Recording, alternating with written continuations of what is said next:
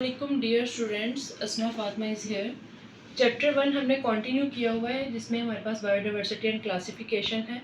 Domains पढ़ने के बाद हमने फाइलम्स को डिस्कस करना स्टार्ट किया था, जिनमें हमने प्रीवियस 6 फाइलम पढ़े हैं, जिनमें हमारे पास पोरिफरा था, नाइडेरिया था, प्लेटिलमंथीस था, मोलस्का था, एनिलिडा था, नेमाटोडा था। आज हम 7th वन जो फाइलम है वो पढ़ेंगे आर्थ्रोपोडा। आर्थ्रोपोडा जो फाइलम है ये काफ़ी ऑर्गेनाइज्ड इसमें सिस्टम मौजूद हैं, और आपने जो सबसे ज़्यादा अहम बात इसमें याद रखनी है वो ये बात याद रखनी है कि they are successful organisms of all invertebrates. तो इसका क्या मतलब है इन्वर्टिब्रेट्स का? आपने यहाँ पे ये बात याद रख लेनी है, they do not have backbone. तो इनके पास जो बैकबोन है वो एब्सेंट है, इनके पास बैकबोन प्रेजेंट नहीं है। और इसके बाद जो अहम एमसीक्यू है, जो बहुत रिपीटेड एमसीक्यू है, वो इनकी स्पीशी के बारे में आपसे पूछा जाता है कि कितनी स्पीशी है इनकी। तो आपने याद रखना है 9 लाख स्पीशीज़ इनकी अब तक जो हैं वो फाइंड हो चुकी हैं। इसके बाद डियर स्टूडेंट्स हमारे पास इसके डाइवर्स ग्रुप्स हैं। डाइवर्स ग्रुप्स में बहुत से ग्रुप्स आ जाते हैं हमारे पास इन ऑर्गेनिजम्स के, जिनमें हमारे पास सबसे पहले इंसेक्ट्स हैं।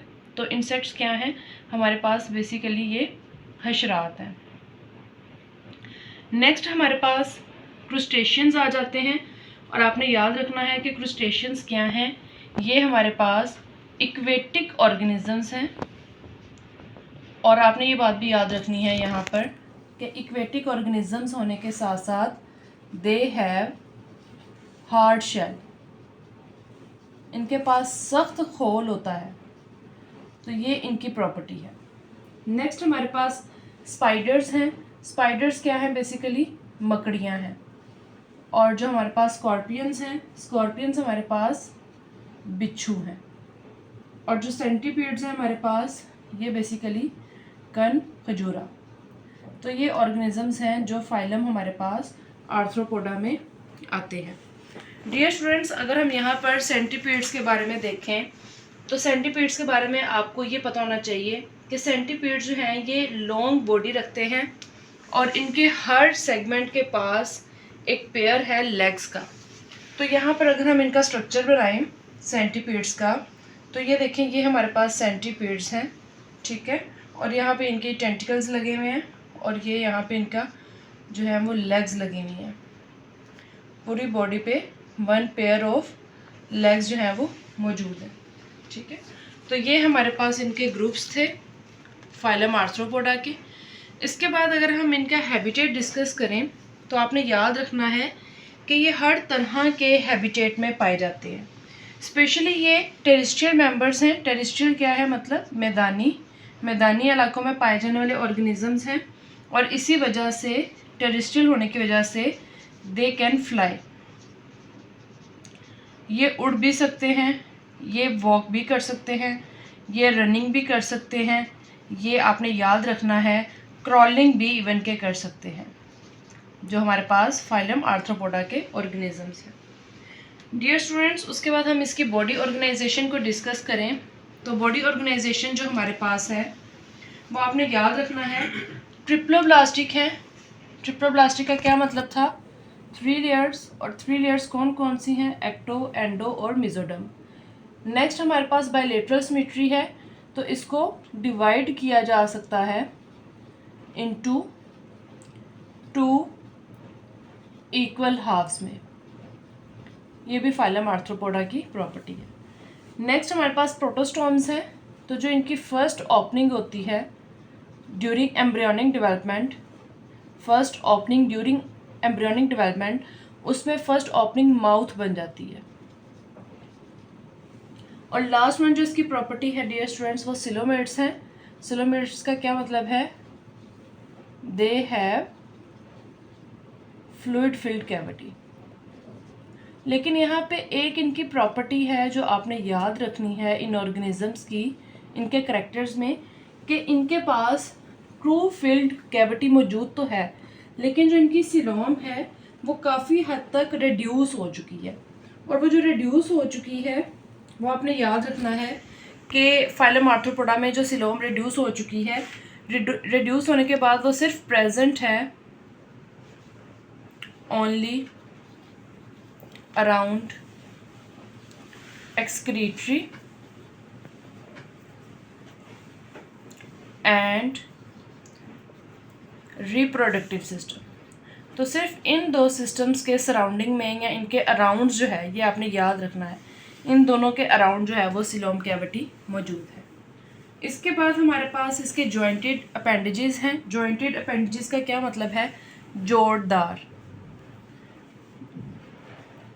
इनके सेगमेंट्स बने हुए हैं बेसिकली। तो फाइलम आर्थ्रोपोडा के ऑर्गेनिजम्स में जॉइंटेड अपेंडेजेस मौजूद हैं जो कि मॉडिफाइड हैं किसके लिए? इम्प्रूवमेंट के लिए, अडेप्टेशंस के लिए। इनके थ्रू इनकी जो बॉडी है, जो इनका लाइफस्टाइल है, उसमें इम्प्रूवमेंट्स आ रही हैं, जिनके स्पेशल कुछ फंक्शंस हैं, जैसा कि अभी हमने पीछे भी डिस्कस किया कि ये ऑर्गेनिजम्स रनिंग कर सकते हैं, ये क्रॉलिंग कर सकते हैं। और डियर स्टूडेंट्स, आपने ये बात भी याद रखनी है कि जो ये ऑर्गेनिजम्स हैं हमारे पास, फाइलम जो आर्थ्रोपोडा है, इन ऑर्गेनिजम्स के जो ज़्यादा इम्पोर्टेंट चीज़ है वो ये है कि ये प्रे को कैप्चर भी कर सकते हैं। तो ये इनकी कुछ प्रॉपर्टीज़ हैं जो जॉइंटेड अपेंडेजेस की वजह से इम्प्रूव हुई हैं। नेक्स्ट हमारे पास है जी बॉडी ऑर्गेनाइजेशन। तो बॉडी ऑर्गेनाइजेशन में सेगमेंटेड बॉडी है। प्रीवियस भी हमने पढ़ा सेगमेंटेड बॉडी का क्या मतलब है कि इनमें सेगमेंट्स बने हुए हैं, सेगमेंट्स आर प्रेजेंट। तो सेगमेंट्स की वजह से ही इनकी ये प्रॉपर्टी है टेगमेटा। टेगमेटा बेसिकली क्या है? सेगमेंट्स जो है वो फ्यूज्ड हो जाते हैं। फ्यूज्ड मतलब रिड्यूस हो जाते हैं to form specialised body regions, जिनको हम क्या नाम दे रहे हैं? टेगमेटा का। और इसमें बॉडी रीजन्स कौन से आते हैं डियर स्टूडेंट्स? आपने याद रखना है, इनमें हेड है, इनमें एब्डोमेन है और साथ में थोरैक्स है। तो ये इनके पास स्पेशलाइज्ड बॉडी रीजन्स हैं। नेक्स्ट हमारे पास है जी एक्सोस्केलेटन। एक्सोस्केलेटन बेसिकली आउटर जो स्केलेटन है, एक्सो का मतलब क्या है? आउटर, आउटर लेयर भी कह सकते हैं आप, आउटर स्केलेटन भी कह सकते हैं। तो दे हैव एक्सोस्केलेटन और क्यूटिकल।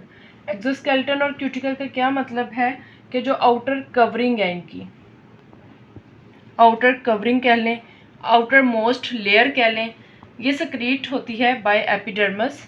जो एपिडर्मस है बॉडी वॉल की, वहाँ से ये सक्रीट होती है। आपने याद रखना है कि जो एक्सोस्केलेटन है जो बॉडी वॉल से सक्रीट होता है, ये बेसिकली काइटिन का बना हुआ है। जिस तरह से फंजाई की सेल वॉल जो है काइटिन की बनी होती है, ये भी काइटिन का बना होता है।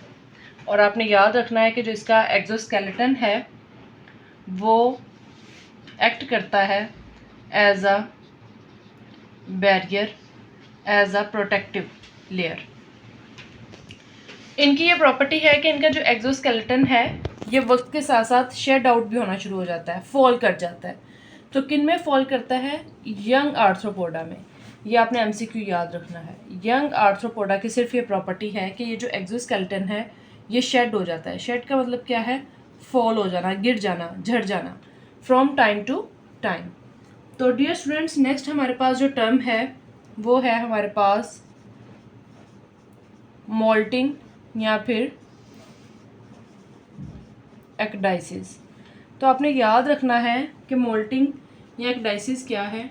जब फाइलम आर्थ्रोपोडा के यंग ऑर्गेनिजम्स शेडिंग करते हैं किसकी? एक्सोस्केलेटन की। तो आफ्टर शेडिंग ये ऑर्गेनिजम्स दोबारा से रीसक्रीट करते हैं न्यू एक्सोस्केलेटन को, और फास्टली जो है वो इनकी ग्रोथ होती है।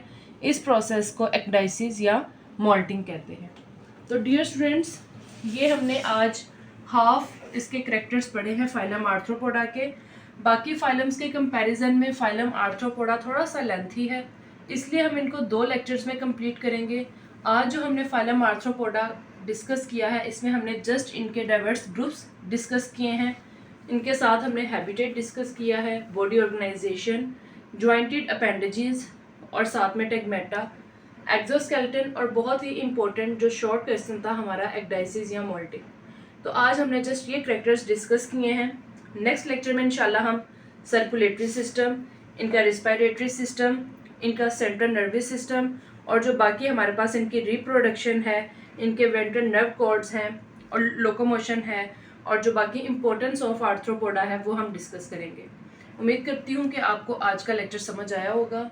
आपने हमारे साथ रहना है फाइलम आर्थ्रोपोडा की नेक्स्ट वीडियो के लिए, नेक्स्ट लेक्चर के लिए, ताकि आप ये अच्छे से लेक्चर अंडरस्टैंड कर सकें और हमारा लेक्चर भी कंप्लीट हो सके।